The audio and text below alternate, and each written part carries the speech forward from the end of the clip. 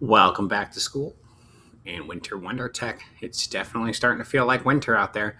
Today I'm going to show you how to use Gemini's Storybook. So I'm going to go up to my waffle, click Gemini, and then on the left I'm going to go to Gems.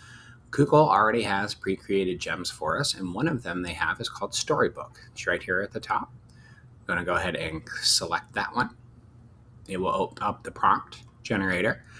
In the Storybook, it does that. It creates a story in book form. So it can be about anything. This one I'm going to do a social story for my kindergarten class.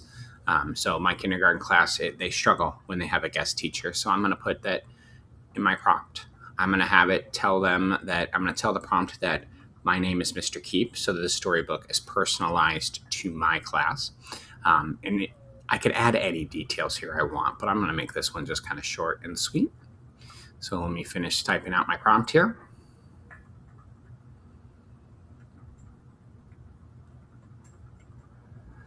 Once I have my prompt written, I'm going to go ahead and hit the paper airplane to send it.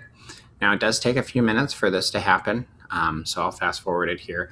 But while that's happening, let's talk about why we might want to use this. So some of my secondary teachers might think, Bob, why would I want to create a storybook for my kids?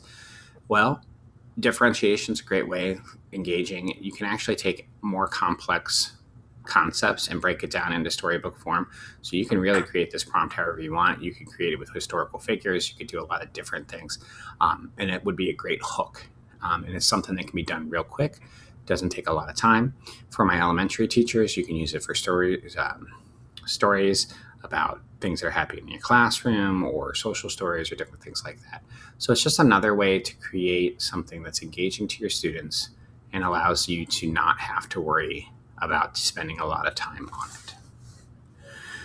All right, now that we've generated our story, let's take a look at it real quick.